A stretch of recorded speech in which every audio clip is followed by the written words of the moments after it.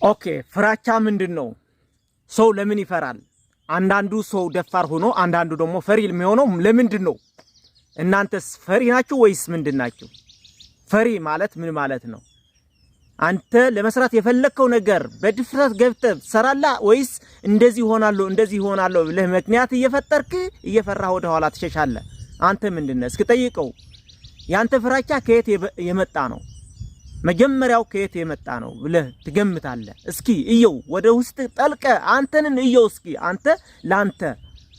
አዎ ፍራቻ ማለት አብዛኛው ጊዜ ከህብረተሰቡ ከልጅነታችን ጀምሮ ያዳበርነው አእምሯችን ተዳብሮ እንደዚህ ከሆንክ እንደዚህ ትሆናለህ፣ እንደዚህ ከሆንክ ደግሞ እንደዚህ ትሆናለህ ብለን አዳብረን ያመጣነው ነገር ስለሆነ እሱን ደግሞ ለሱም ያፈርሽ አእምሯችን ንቁ አእምሯችን ሲያመጣ አይ እንደዚህ ትሆናለህ ብሎ ወደ ኋላ የሚያሸሸን ነገር ከሆነ እሱ ምንድነው? ፍራቻ ነው። አብዛኛው በተፈጥሮ ሳይሆን በህብረተሰቡ ወይ ደግሞ ከልጅነታችን ጀምሮ ከማህበረሰቡ የወረስናቸው አንዳንድ ነገሮች እንደዚህ ይደረጋል ወይ እንደዚህ አይደረግም እየተባሉ የመጡ ነገሮች እነሱ በጥልቀት አይተን እኛ ደግሞ የሽግር ተከፋይ እንዳንሆን ብለን ምናዳብራቸው ፍራቻ ናቸው። ዝም ብሎ በቃ ልበወለድ ፍራቻ። ልበወለድ ማለት አእምሯችን የፈጠረው ፍራቻ ነው። አብዛኛው ፍራቻ ማለት ያው ብዙ አይነት ፍራቻ እንዳለ በጣም ማወቅ አለባችሁ። እያንዳንዱ ምን አይነት ፍራቻ አለ፣ ምን አይነት ፍራቻስ በምን እንከላከለዋለን ለምን ነገር በደንብ እናያለን ቀጣይ ማለት ነው። አሁን ግን ጀነራሊ ፍራቻ ምንድነው የሚለው ነገር በደንብ እያየን ነው። ስለዚህ በደንብ እዩት እስኪ። ፍራቻ ማለት አብዛኛው ጊዜ ኢሉዥን ነው ብለው ደፋሮች ይናገራሉ። ኢሉዥን ማለት ዝም ብለህ በአእምሮ የተፈጠረ እንደዚህ ከሆንክ እንደዚህ ትሆናለህ ብሎ ወደ ኋላ የሚያሸሽህ አንድ ነገር በድፍረት እንዳታደርገው ወደ ኋላ የሚያደርግህ ነገር ነው ብለው ያስባሉ። በዛ ምክንያት ደግሞ እነሱ ሳይፈሩ ነገሮቹ ያስፈራሉ ብሎ መጀመሪያ ሲፈሩ እዛ ሄደው ሲያዩ ግን አስፈሪ ሆኖ ስለማያገኙት በቃ ወደ ተግባር ገብተው ብዙ ነገር ሲሰሩ ይታያል። አንዳንዳችሁ ወይ ደግሞ አብዛኛዎቻችን ግን በፍራቻ እንደዚህ ከሆነ እንደዚህ ሆናለን በቃ ራሳችን የፈጠርነው ነገር እኮ ነው። ስለዚህ አንድ ነገር ለማድረግ ከመግባታችን በፊት የሚናሳስለው ወይ ደግሞ አእምሯችን ደጋግመን የምናስበው ነገር ፍራቻ እየፈጠረ ሳንገባ ያንን የፈለግነው ነገር ደግሞ ሳንሰራ እንቀራለን ማለት ነው። ስለዚህ እሱ ፍራቻ ይባላል። በቃ ባይዘው ወይ ፍራቻ ማለት ለምን ይጠቅማል፣ ለምን እንፈራለን የሚለው ነገር በደንብ እዩት። ለምን እንፈራለን? አንድ ነገር እንደዚህ እንዳንሆል ብለን ለወደፊቱ የሆነ ነገር ያጋጥመናል ብለን የምንፈራው ነገር ወይ ደግሞ የምናስበው ነገር ምን ይባላል? ፍራቻ ነው። ስለዚህ አንድ ተግባር ለማተግባር ፈለግን እንበል።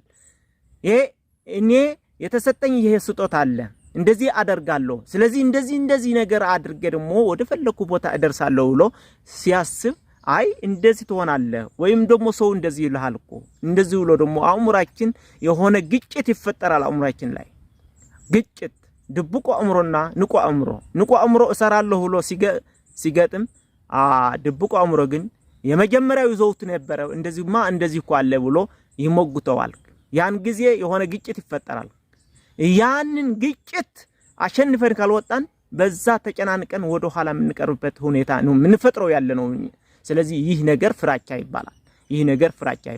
ይህ ደግሞ ሁሉም ነገር የፈለግነው ነገር እንዳንሰራ ወደ ኋላ የሚያሸሸንና በቃ ዲሞ አድርጎ ዲሞ ማለት አእምሯችን ፓራላይዝ አድርጎ ያው ተደብቀን እንድኖር ያደርገናል ማለት ነው። ፍራቻ ማለት ይሄ ነው። ምንም ከዚህ የዘለለ ፍራቻ አይደለም። እርግጥ ነው አንዳንድ ፍራቻ ጠቃሚ አሉ። ለምን ይጠቅማሉ መሰላችሁ? አንዳንድ ፍራቻ የሚጠቅሙ ነገር አሁን ማይደረግ ነገር ዝም ብሎ ፍራቻ ያለምና እንደዛ አደርጋለሁ ብለ ዝም ብለ ስታደርገው በጣም ጥሩ ያልሆን ይችላል። እነሱ አይነት ፍራቻዎች ጥሩ ናቸው ብንላቸው ግን አብዛኛው ጊዜ ግን ፍራቻ ጠቃሚ አይደለም፣ በጣም ጎጂ ነው። ምክንያቱ መደረግ የሚገባው ነገር እንዳናደርግ ነው የሚያደርገን እንጂ አብዛኛው ጊዜ መደረግ የሌለበት ነገርማ ያው አስበን ሳናደርገው ስንቀር ምንም ችግር የለውም ብሎ ያው ማሰላሰል ነው ሆነው ማለት ነው። ምንድነው ክፋት የሚያመጣው? አሁን እኮ ምንም አንድ ነገር ከሰራው ወይ ደግሞ ካደረከው ምንም ነገር ኢፌክት የሌለው ነገር እንኳን ኢፌክት እንዳለው አድርጎ የራሱ ህልም ወይ ደግሞ የራሱ ስፔስ ፈጥሮ ለአእምሯችን የሚመልሰው ነው ፍራቻ ኩፉ ምን ይል እንጂ አድርገው የሆነ ክፋት የሚያመጣ ነገር ከሆነማ እሱ የማሰብ የመሳላሰል ሂደት የሚያመጣው ነገር ነው እሱማ ንቃተ ህሊና መኖር አለበት እኮ እሱ ንቃተ ህሊና ወይ ደግሞ ለምሳሌ ፊት ለፊት እሳት እየጎረፈ ወይ ደግሞ እሳት እያለ ረግተው አትሄድም እሱ ትረግተው የሚያመጣው ኢፌክት ታውቀዋለህ እሱ ፍራቻ አሁን ለምሳሌ ጥሩ ነው ምክንያቱ ትፈራለህ እንደ የሆነ ነገር ካደረከውም የሆነ ነገር ይደርሳል እሱ አይደለም ፍራቻ ክፉ ያልኳችሁ ያለሁት ክፉ የሆነው አንተ ያሰብከውና እዛ ገብተህ ግን ምንም ነገር ማያጋጥምህ ነገር ያለ ፍራቻ ነው ያልኩ ያለሁት አብዛኛዎቻችን ዝም ብለን ያእምሮ እስረኛ ሆነን ምንቀመጥ ሰዎች አለን እኮ አብዛኛዎቻችን አይደለም ዳርጋ 90% በ90% ህብረተሰብ በፍራቻ እሱ ያሰበም ውስጡ ያለው አቅም ሳይጠቀም ወደ ኋላ የሚያደርገው ነው ፍራቻ በፍራቻ ምክንያት ምንም አቅም ሳይጠቀም ዝም ብሎ የሞተ ሰው አብዛኛው ነው ያልኳችሁ ነው ስለዚህ እኛም ከነሱ አንድ እንዳንሆን ማድረግ ያለብንን አሁኑን ማሰብ አለብን ምክንያቱ አንድ የፈራው ነገር ደፍረ ግባውና ከዛ ካደረከው በኋላ ወይ ደግሞ ያደረከው ያለ መጀመሪያ ያሰብከውና እዛ ያጋጠመህ ነገር እስኪ አናጣጥረው እንደፈራው ይሆናል ወይስ አይሆንም እንዲያውም በጣም የሚብራራ ነገር ወይ ደግሞ በጣም የሚበራ ነገር ይመጣልሃል የሆነ ኢንሳይት በቃ ኢንሳይት የሆነ ኢንዲኬተር ያደርጋል ይሰጣል ማለት ነው ስለዚህ እሱን ነገር በድፍረት ግባና ወደዛ ትሄዳለህ በፍራቻ የሚመጣው ነገር ምንድነው ያልኳችሁ ነው በፍራቻ ምን አይነት ጥቅሞች አሉ ፍራቻ ጥቅሞች አሉ ያያችኋለሁ አንዳንድ የሚፈራ ነገር መፍራት ጥሩ ነው አሰናስለህ እንድታስብና ሁለቴ አስበህ ወደ ተግባር እንድትገባ ያደርጋል ፍራቻ ሙሉ በሙሉ ማጥፋት ፍራቻ አይደለም ያልኳችሁ ያለሁት ግን ማይፈራ ነገር እየፈራህ አንተ ማድረግ የሚገባህ ነገር ሳታደርግ ወደ ኋላ እንዳትቀር ነው ፍራቻ ክፉ ነው የሚልህ መደረግ ያለበት ነገር እኔ እንደዚህ ከሆንኩ እኮ እንደዛ አደርጋለሁ ብለህ ወደ ኋላ እንዳትሸሽ ነው ፍራቻ ክፉ ያልኩ ያለሁት ፈርተህ አሰላስለ ወይ ደግሞ ጥሩ ነገር አስበ ክፉና ደጉ ለይተ ወደ ተግባር እንድትገባ ግን ያደርጋል ፍራቻ እንደገና ደግሞ ግልጽ የሆነ ፍራቻ አለ በቃ መደረግ የሌለበት ካደረከ ደግሞ ኋላ የሚመጣው ኢፌክት የሚያደርግህ ነገር አለ እሱ ፈርተህ ወደ ኋላ ችግር የለውም ግን እሱ ወደ ኋላ ሸሽ ማለት አይደለም እሱም መንገድ ቀይሰህ አንተ ለሱ ማጥፊያ ነገር እንዲታሰላስል ያደርጋል ማለት ነው ስለዚህ ይህ ነገር አስበው ፍራቻ ማለት ብዙ ጥቅሞች አሉ ግን አብዛኛው ጊዜ ፍራቻ ጎጂ ነው ምክንያቱ አብዛኛው ሰው በፍራቻ ነው እሱን ያሰበው ነገር እንዳያደርግ ያደረገው ወደ ኋላ ሸሽቶ ተደብቆ እንድኖር የሚያደርገው አብዛኛውማ ሃይ ፖቴንሻል ያላቸው ባይዘው በፍራቻ እንደምጠቁ ታውቃለህ ሃይ ፖቴንሻል ያለው ወይ ደግሞ ሃይ አይኪው ያለው ሰው በፍራቻ የተነሳ ኦቨርቲንኪንግ ደግሞ ለፍራቻ አንድ መንስኤ ነው ኦቨርቲንኪንግ ማለት ብዙ ነው ለትናንሽ ነገር ኦቨርቲንኪንግ ታደርጋለህ በመጠን በላይ ታስባለህ እንደዚህ ከሆነ እኮ እንደዚህ ይሆናል ብለህ ጥቃቁን ሁሉ እያሰብክ ትውላለህ ስለዚህ በዚህ የተነሳ ደግሞ አእምሮህ ቢዚ ይሆናል ቢዚ ሲሆን ከዛ ቢዚ የሆነው ነገር ለመውጣት ምክንያቱም ግጭት እየተፈጠረ ነው እኮ አእምሮህ ላይ ቢዚ ማለትማ ግጭት እየተፈጠረ ከዛ ለበሽሽት ደግሞ ዝም ብለህ ሽሽተህ ብቻ ሆነ አንድ ነገር ከተግባር ትሸሻለህ ማለት ነው ያን ጊዜ ፍራቻ በጣም ኃይለኛ አለ ማለት ነው ስለዚህ ኦቨርቲንኪንግ ያላችሁ እያንዳንዱ አይነት ፍራቻ ምን እንደሆነ አሳያችኋለሁ ብያችኋለሁ አሁን ግን ጀነራሊ ፍራቻ ብዙ አይነት ነው አንተ ያጋጠመህ ምንድነው እሱን መርምረው መጀመሪያ ማወቅ ያለብህ ምንድነው እኔ የፈራሁት ያለው በደንብ እየውና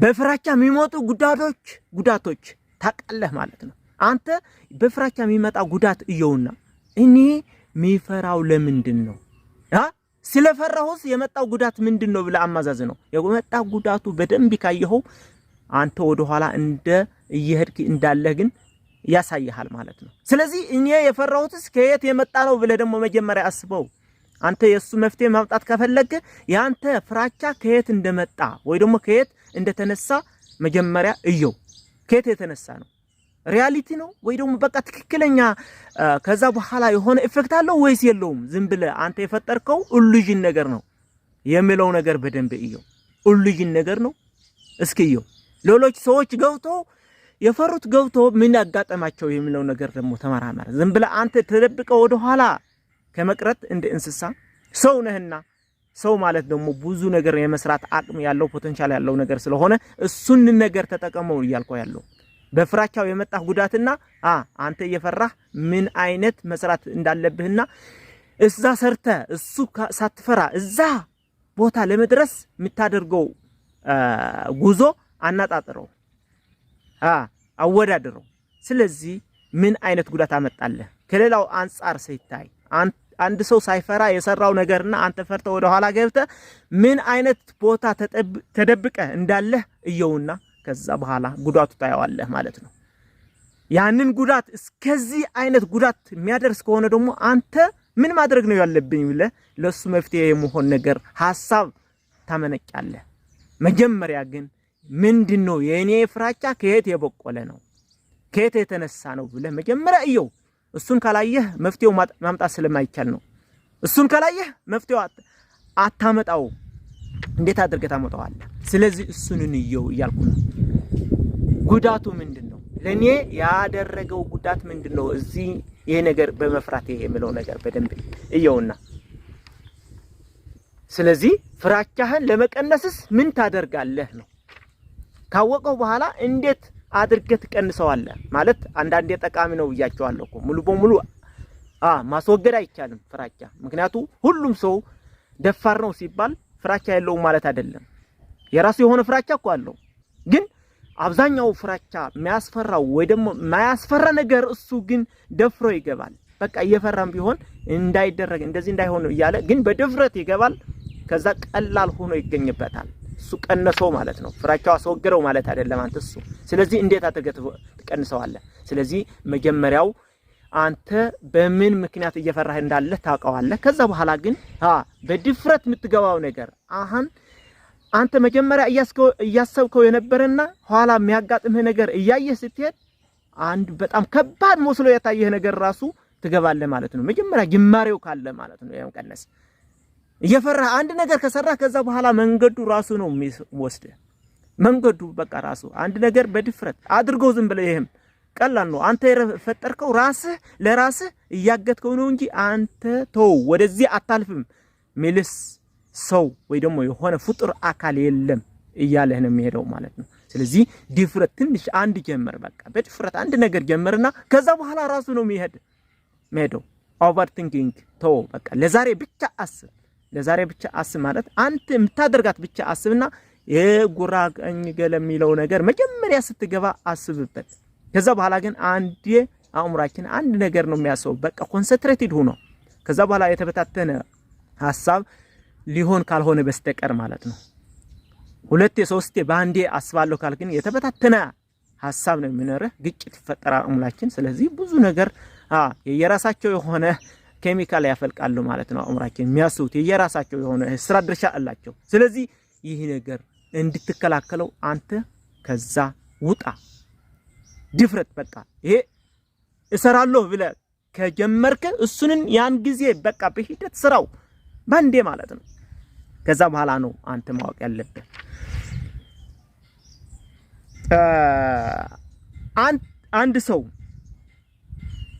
አንድ ሰው ፍራቻ ከቀነሰ ምን ያጋጥመዋል? ምን አይነት ጠቀሜታ ያገኛል ልትለይ ከሆነ በጣም ጠቀሜታ አለው። በጣም ጠቀሜታ ብቻ አይደለም፣ ህይወት በደንብ ትመራለህ። አንተ የፈለከው ቦታ ታደርሰዋለህ ህይወት። ምክንያቱም አንተ ሽፈር ነህ። እዚች ዓለም ኃላፊነት አንድ ሰው ያንድ ነገር ኃላፊነት ይወስዳል። በቃ ሁሌ ልብ ካደረገ ወይ ደግሞ እሱ መሆኑ ካወቀ ጀምሮ ኃላፊነት ይወስዳል። እሱን ደግሞ የሚወስድ ለራሱ ነው ለሰውነቱ ነው። ስለዚህ ሺፎሩ አንተ ነህ በቃ።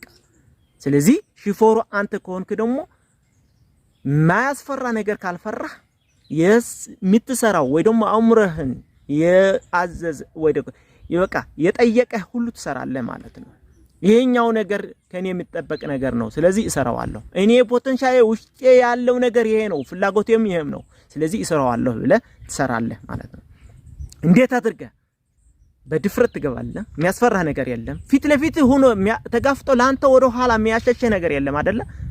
ካልፈራህ እኮ ነው ካልፈራ አለበለዚያ ግን ፊት ለፊት ሆኖ የሚጋፈጥህ ማን ነው አእምሮ የራስህ መገዛ የራስህ አእምሮ ነው ስለዚህ እሱ መሆኑ ካወቀው ሪያላይዝ አድርገህ ካወቀው በኋላ ግን አንተ የምትፈራው ነገር የለምና ወደ ተግባር ትገባለህ ስለዚህ የምታደርጋቸው ነገሮች ኋላ በጣም ጠቃሚ ሆኖ ይገኛሉ ማለት ነው አንተ በቃ የፈለከው ስራ ትሰራለህ ማለት ነው ውጣ ውረድ ይኖረዋል እዛ ስራ ምክንያቱ እዛ ተግባር ጋር ከገባህ ደግሞ ብዙ ነገር ምታፈልቃቸው ነገሮች ወይ ደግሞ ክሬት ምታደርጋቸው ነገሮች አሉ ምክንያቱ ስራ ባንዴ አንተ አሁን የሰውከውና ከተግባር ላይ ገብተህ ምታደርገው ነገር በየብቻው ነው ተግባር ላይ ብዙ ነገር ውጣ ውረድ ወይ ደግሞ እንቅፋቶች ይኖራሉ የዛ እንቅፋቶች ደግሞ እዛ ስትገባ ብቻ ነው አንተ መፍትሄ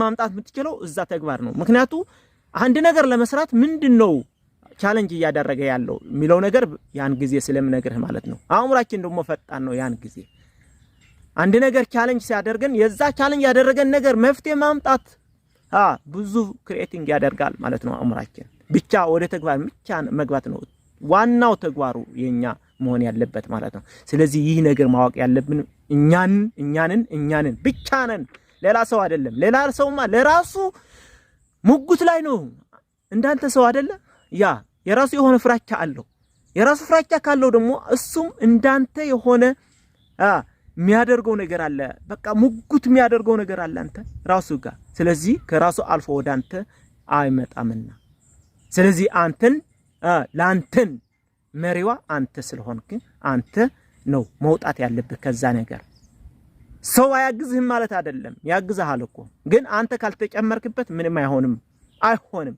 ምንም ተአምር አይሆንም ምክንያቱ እሱ ሌላ ሰው ነው አንተ ሌላ ሰው ነው ስለዚህ እሱ ላንተ አስተሳሰብ ነው ሁሉም ውስጥህ ነገር ወስጦ እንዳንተ ሆኖ የሆነ ነገር የሚያንቀሳቅሰው ነገር ስለሌለ ማለት ነው ሺፈር የሌላ ነገር ሺፈር ነው ሁለት ማኪና አሉ እነዚህ ሁለት ማኪናዎች ሁለት ሺፈሮች አሉ ስለዚህ አንደኛው የራሱ እየሸፈረ ያንተ ወይ ደግሞ የሌላ ሰው አይሸፍርም እንደሱ መሆን ማወቅ ያለበት ስለዚህ የሆነ ጉዳት ከመጣ በፍራቻ የተነሳ ዋናው ተጠያቂው ዋናው ብቻ አይደለም በቃ የመጀመሪያውና እስከመጨረሻው ሁሉ ተጠያቂ አንተ ብቻ ነህ ይሄ መሆን አውቀው ስለዚህ አንተ ደፋር ሆነና ከዛ ከደፋር ከሆንክ ብዙ ነገር መስራት ትችላለህ አሁን ተግባር ከገባህ ግን አልጋ ባልጋ ባይሆንም ብዙ መፍትሄ የማምጣት ችሎታ እንደሚኖርህ እርግጠኛ ነኝ ምክንያቱ ሰዎች ካንተ የተለየ አይደሉም ብዙ ነገር ይሰራሉ በምን ድፍረት ስላለባቸው ፍራቻቸው ስለቀነሱ በፍራቻቸው ነገሮች የሚያስፈራቸው ነገሮች በቃ ሲምቦሊክ መሆን ስላወቁ ስለዚህ አንተ ፍራቻህ እንድትቀንስ ሁሉም ነገር ማወቅ አለብህ አንተ መጀመሪያ ምንድነው ብለህ ማወቅ አለብህ ነው እያልኩ ያለው Thank you very much